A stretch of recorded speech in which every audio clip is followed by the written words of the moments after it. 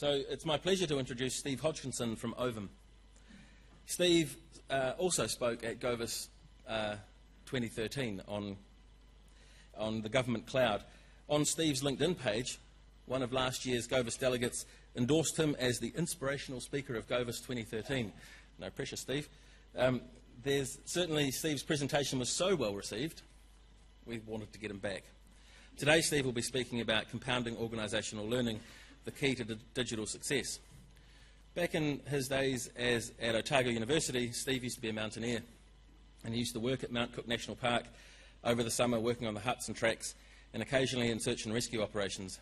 He still has his old climbing rope and harness, doesn't use it for mountaineering anymore, mainly for keeping himself safe when he's clearing the gutters out at home. Maybe he can use it today to help us scale the heady heights of organisational learning. Please join me in welcoming Steve.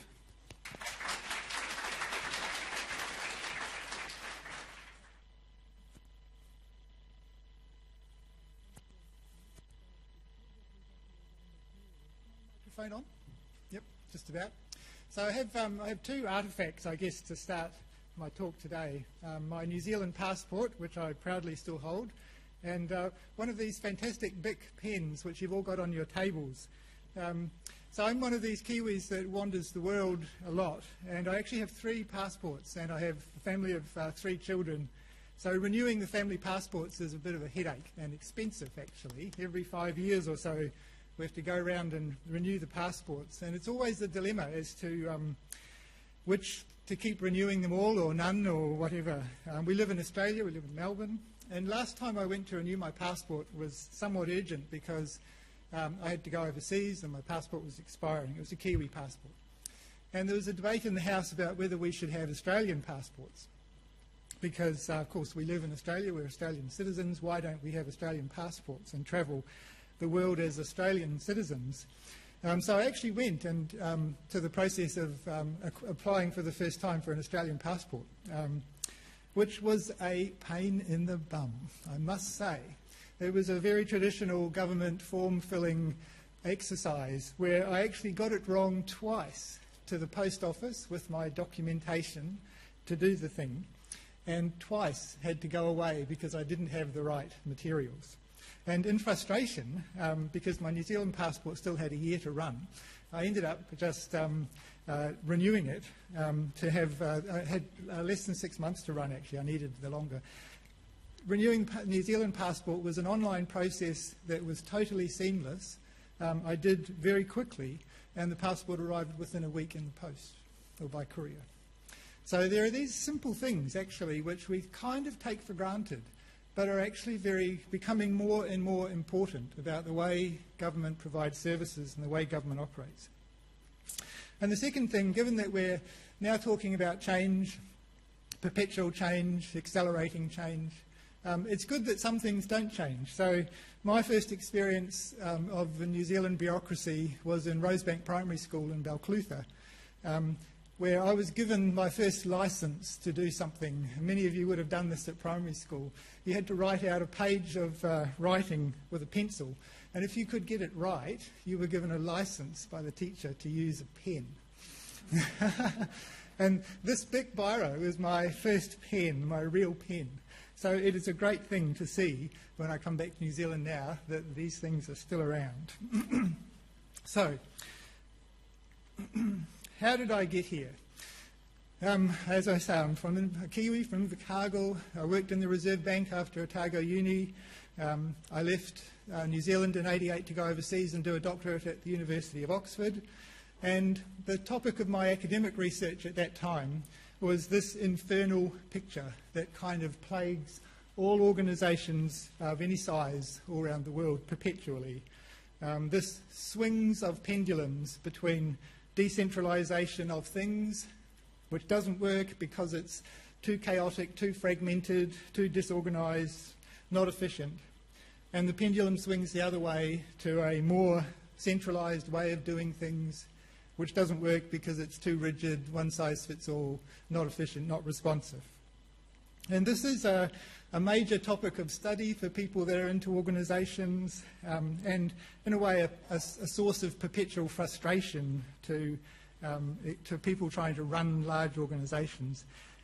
This has been the topic of my career, really, puzzling over this thing. And I suppose what I'll talk to you about today is some thoughts on how that is changing in the context of government IT.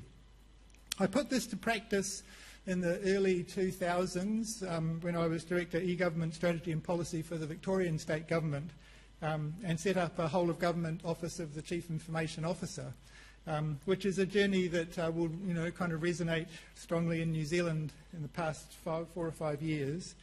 But my experiences of doing that were pretty poor, in truth. It was a substantially failed 5-year quest to establish a more effective way of balancing this pendulum between decentralising and centralising. It was based around shared services and the establishment of a shared services agency, the establishment of an office of the Chief Information Officer to drive all of that. And in the main, that didn't work. The Office of the Chief Information Officer was after 5 or 6 years, rolled into the Finance Department and run as a cost-cutting exercise. The shared services was established as Cenetex, which many of you will know of, which didn't really succeed, and the government is now in the process of unwinding. So after leaving that little disaster behind, I went to Ovum, which is an IT research and advisory firm, and have pondered this continuing kind of quest for better ways of thinking about and managing these things for quite a long time.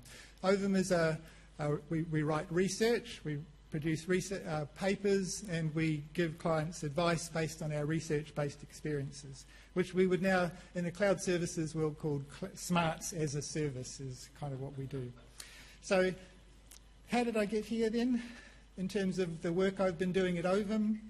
I've been a writer of research papers across a range of different topics, and the best way to understand the way I see the world and the perspectives I have to offer, because I'm a writer, it's all perfectly transparent in my written work over the past 8 years or so. In 2007, Web 2.0 was interesting. Networks and social networks are the heart of connected government. Scans of what's going on in government IT at a federal government level, at a state government level. And in 2009, I started observing this thing, cloud computing, and what it was all about, and the degree to which it was actually changing the game in terms of climate change that was starting to happen in public sector and the way we think about IT in government. I started writing then kind of scans of what that market was about, who are the players, what are they doing, and linking that to the notions of shared services and the idea of trying to get economies of scale in more sustainable ways that work, and what that means for CIOs in agencies. The ideas of maturity of CIO functions started to become more important to me, in the sense of what does it take for an agency to become an intelligent consumer of a shared service of some sort. This is a two-way street. This idea of sharing things requires intelligent sharing behaviours, and this is something that I started to ponder more. All governments were doing blueprints for reform of IT, and then this stuff about proliferation started to come through in the industry, which we referred to as consumerisation, this idea that outside of organisations, the range of solutions that people have at their disposal is exploding. And I talked about the idea of proliferative innovation, that in the past, innovation in government IT was all about less is more, consolidate, standardise, rationalise. In the future, it's going to be about more is more. So getting more services, better services, doing it more quickly. I've looked at smart cities and the impact of all of that, which is very interesting for governments, because the smart city movement is about empowering cities that no longer need to wait on national governments. It's quite an interesting thing. Agile starts coming up in around 2010-11, and the idea of agile thinking as a new way of approaching projects in government. Meanwhile, governments continued to just cock up IT, quite frankly, time and time again, and we see more and more reports of these sorts of things. This is a famous one. The Victorian State Government Ombudsman who's not responsible for IT and not really in an audit role, was so frustrated with how badly government agencies were doing IT that he felt compelled to write a report, an own motion investigation into IT and why it was being done so badly in the public sector.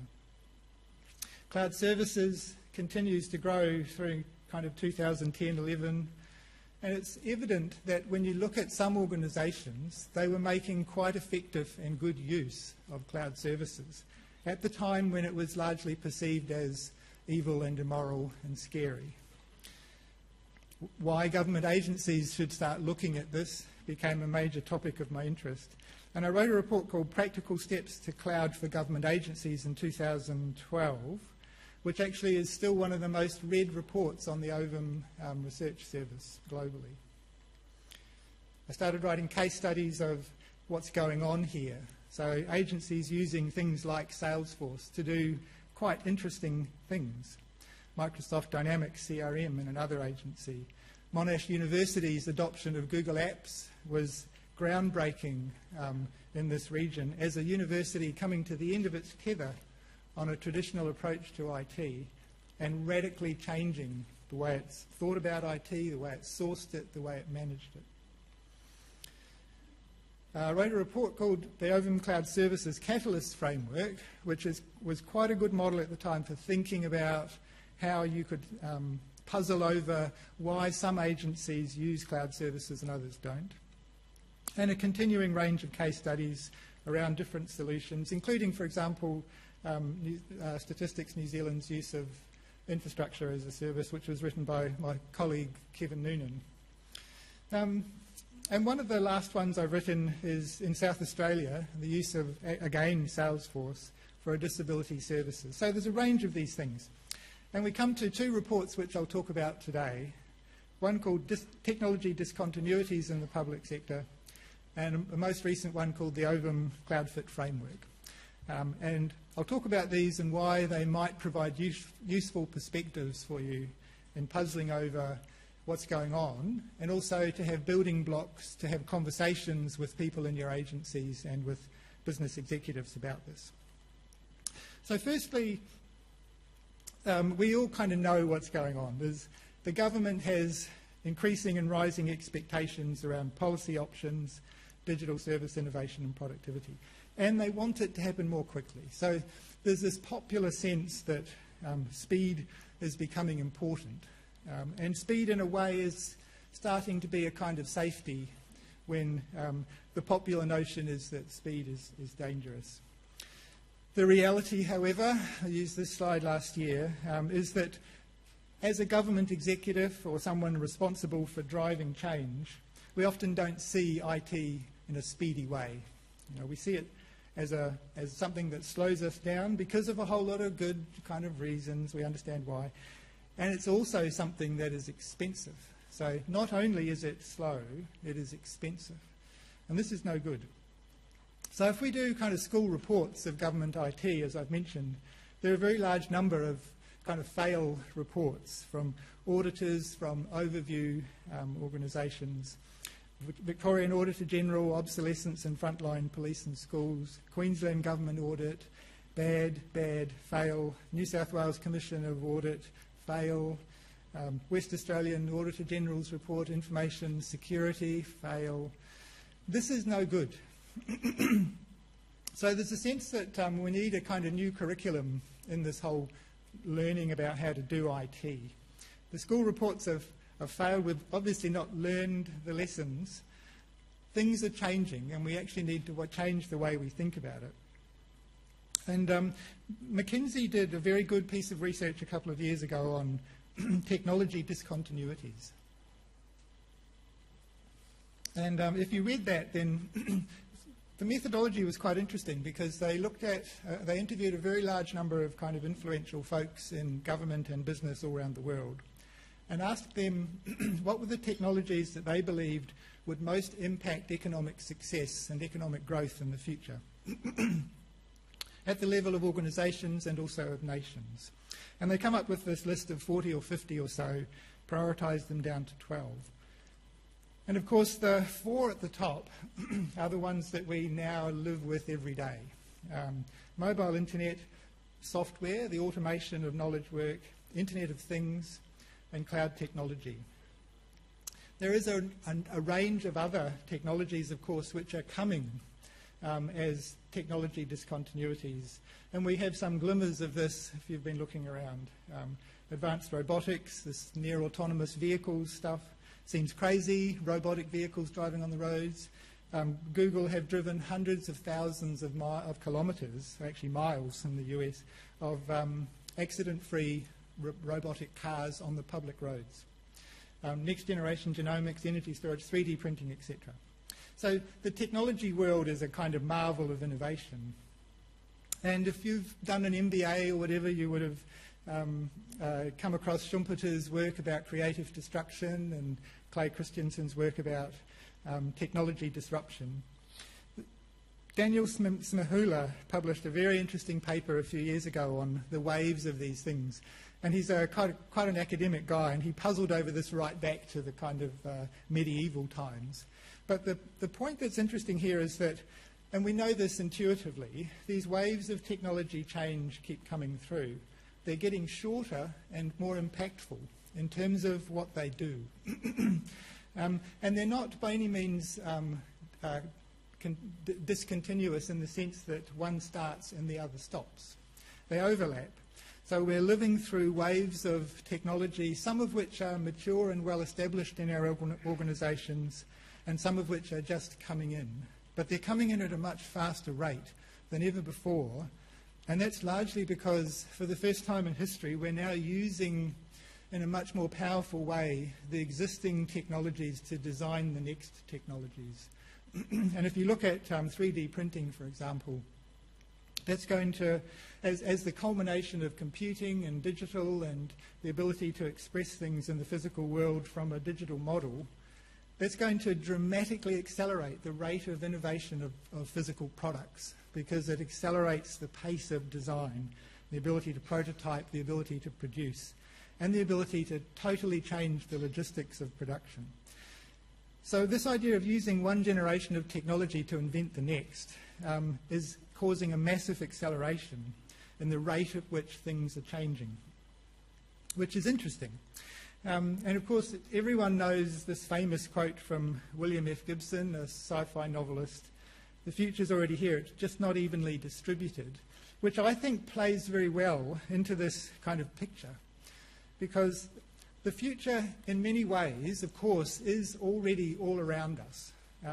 But we are preoccupied by dealing with the past and the impacts and effects of the last waves of innovation, even at the same time as the next ones are coming through.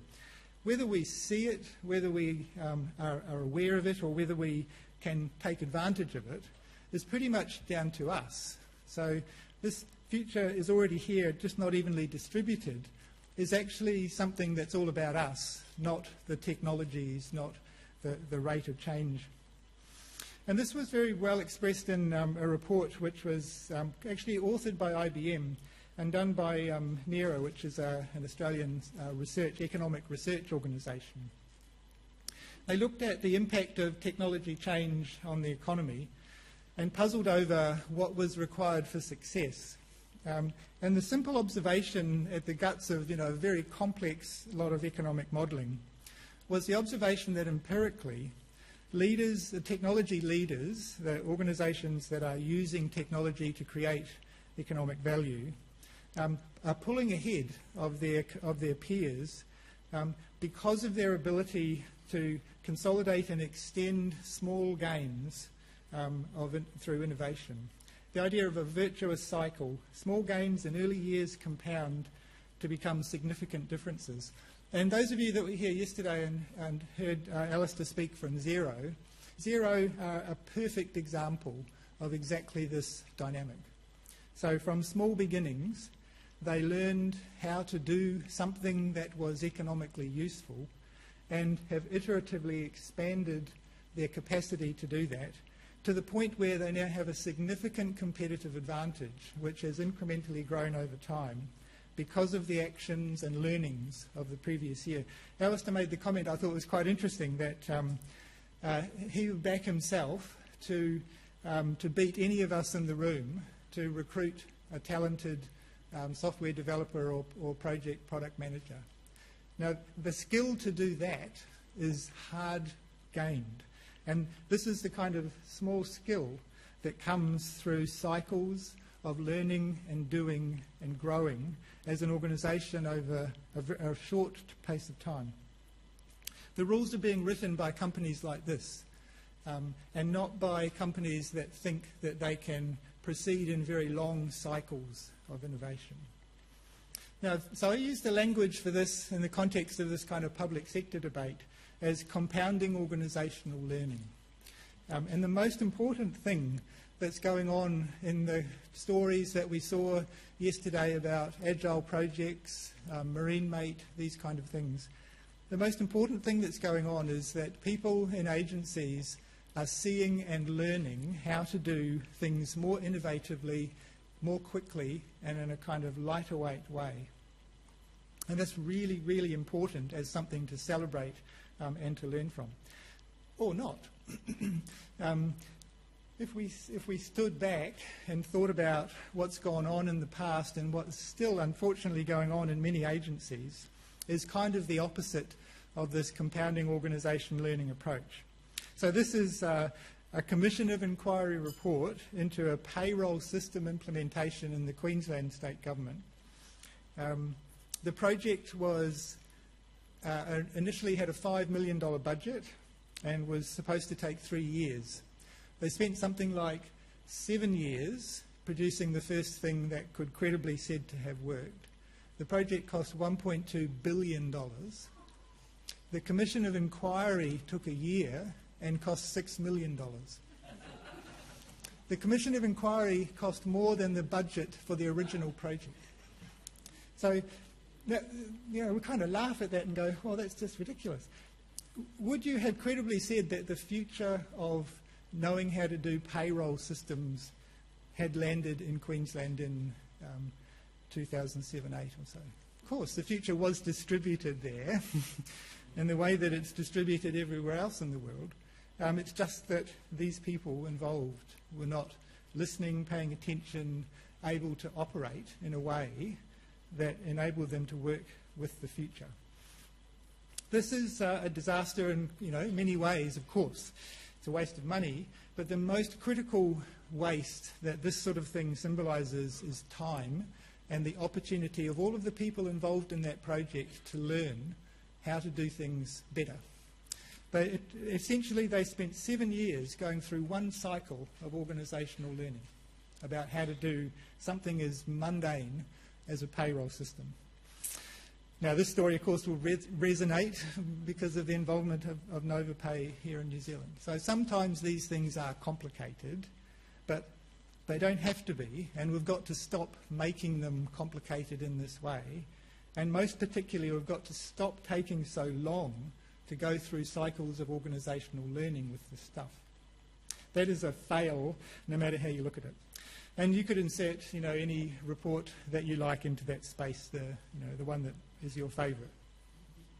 So the future is already here. It's just not evenly distributed. We need to accelerate the rate at which the future is distributed in our part of the world or the public service. And that's been the focus of a lot of my case studies, where I can, in my view, the future has already landed in these agencies in the context of these case studies. These are available through the Ovum service, So, for example, Victorian Government's use of Salesforce for citizen and business engagement and for grants administration. A radical project at the time would have been banned and blocked by the formal governance and project management and procurement mechanisms. Many people involved still regard it as the most successful IT project they've ever been involved in government. They've produced a grants management application which is now being used by half a dozen other agencies in Victoria and also in South Australia. It's produced at low cost in an iterative way, in a way that's dramatically successful compared to a previous project which I was involved in 2003 or so, where we spent more than $10 million trying to build a common use grants administration application, which is still today barely used in one agency, let alone used as a common application. New South Wales Trade and Investment are using SAP Business by Design, a software as a service ERP, as the core of a transformation in a cluster of agencies for a shared service, payroll, finance, procurement. Hosted offshore in Germany, data replicated onshore, sensitive information, mission-critical applications, transformational outcomes. Statistics New Zealand use of Rivera, you'll know about. Successful use of infrastructure as a service to do mission-critical government application. Disability South Australia in Adelaide, again, a Salesforce example, has become a kind of shining example in South Australia and admired in other states around the use of a platform, in this case Salesforce. I'm not here as a Salesforce advocate really, it just happens that they're one of the most mature software as a service platforms. And for the first time, South Australian Government has an application which is a portal available online and soon on mobile devices, which enables people with a disability to come to the portal and to choose from a service catalogue services that meet their needs from a range of different providers and assemble individualised care programs, which are then settled and transacted through to the various funding agencies. It's the first example that anyone has really seen of a genuine policy transformation through self-serving in a sensitive area of government service delivery. And this application, again, is being looked at by other jurisdictions. Meanwhile, in a parallel universe, the federal government is rolling out a national disability services scheme in the traditional manner, which is going to probably achieve the traditional outcome. There are many examples like this, right? DHS, the federal government, have had huge success with Express Plus mobile apps for front-ending services, including things like, and I like the example yesterday from Inland Revenue of simply putting a tick on the birth certificate form to get an IRD number. And DHS Express Plus has similar kind of logic of looking at processes and transforming them using the simple thing that, for example, most people these days, when they have a baby, take photographs of it and have a smartphone. And they've allowed smartphone photographs to be used in the birth certificate process, which dramatically speeds up. It's authorised by GPs and such like. Dramatically speeds up the process of getting the first family benefits from what used to take 6 weeks down to merely a few days later. After the birth, the money is in the account. So there's a lot of really exciting stuff going on. And what we need to do is focus on this and learn from it. Because in my view, as the pace of technology innovation quickens, the most important thing is learning how to harness and adapt to change more quickly. And that's all about the choices that you as individuals make. So the pace at which the future arrives is actually all about the choices you make and the skills you choose to learn. So it's a simple kind of formula. Find out more quickly and at less cost what works and do more of that. Learn more quickly and at less cost what doesn't work and just stop doing it.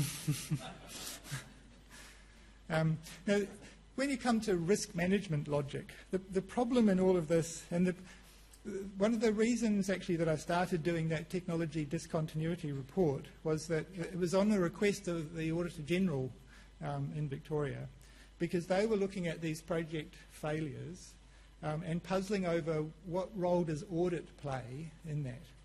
And one of the arguments that I've had for many years and used in that report was actually audit is a big part of the problem because of the fact that it's all about looking in the rear vision mirror and all about driving more slowly. So they think that it's possible to prevent traffic accidents by having a man with a red flag in front of the car, to slow it down so that if it's going more slowly, it's less likely to have an accident, and by looking over their shoulder all the time about what caused accidents before. And this is becoming increasingly at odds with the reality of the speed of technology change. So that approach has just got to stop, right? That is a hopeless and failed approach to risk management. And what we need to do is actually admire the fact that what we need now, given that the traffic is becoming more dense and faster and more complicated, think of it as teaching teenagers to drive. We need to have the skills for agencies to drive in city traffic at speed, efficiently, in a much more complicated risk environment. And the only way we get those skills is by learning and having a lot of small learnings which compound into skills. And this is, of course, the logic behind these teenage driver programs that require them to do, in Australia, 140 hours of supervised driving before we let them loose on the roads unsupervised.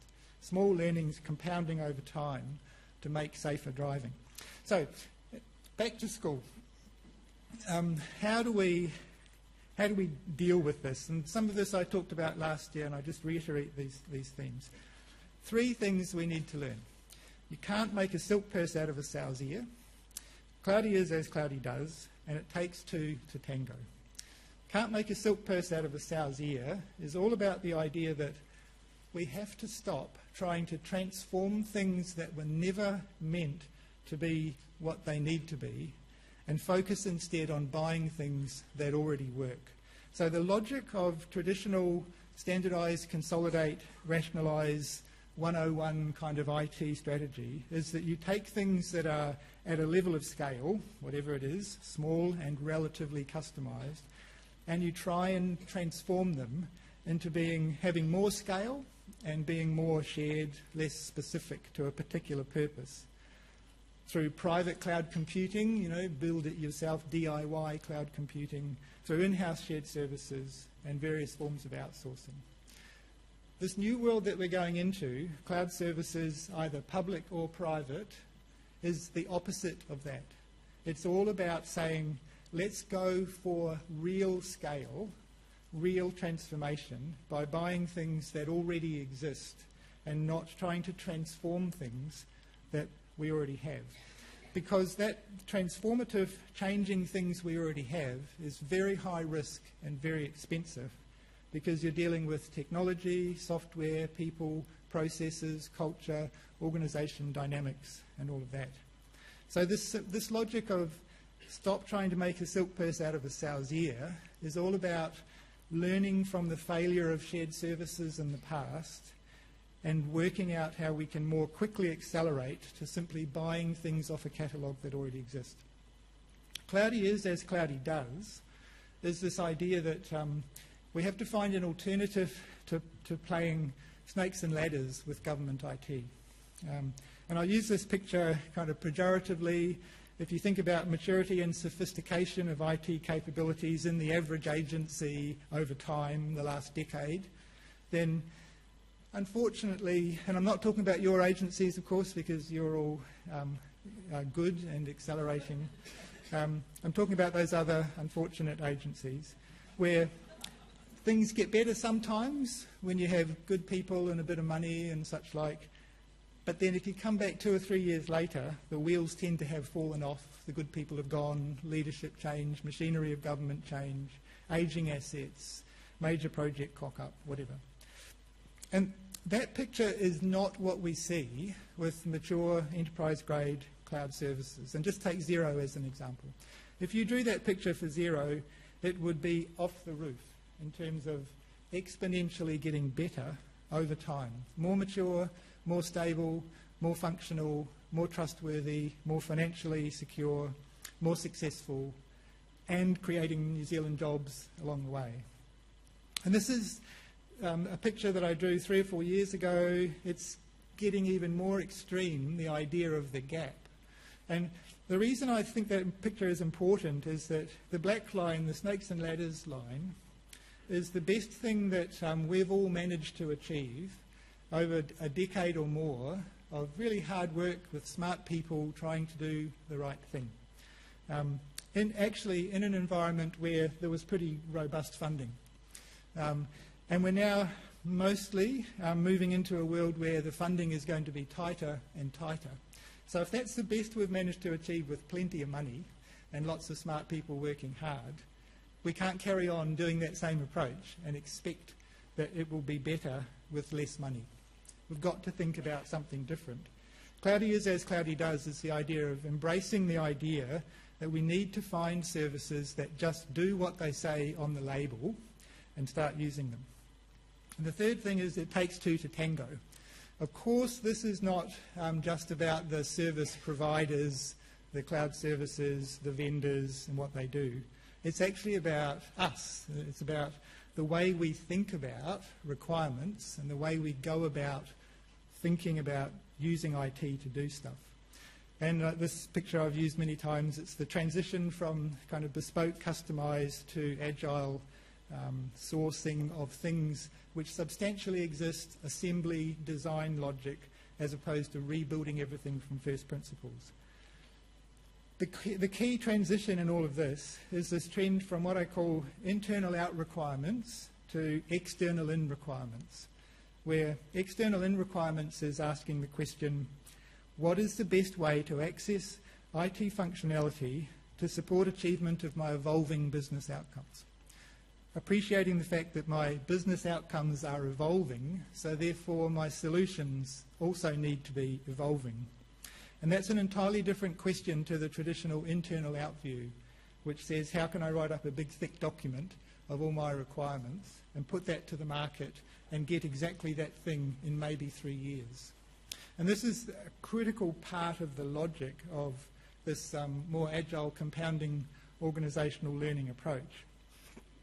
It was quite interesting listening to Alistair yesterday from Xero talking about they don't outsource stuff, so, which is actually a true thing in many of the leading cloud services providers. So if you look at Salesforce, they say exactly the same thing, because they have to be deadly serious about what they do, and they have to have their own special view of the secret sauce of how to absolutely guarantee that what they do works, and has to work, because this whole proposition, Cloudy is as Cloudy does, is based on the idea that these solutions work. Now, that's not the way government agencies are. Xero's core business is doing IT and running these things. Government agencies, their core business is delivering public services, not delivering IT. So that this kind of agile approach using platforms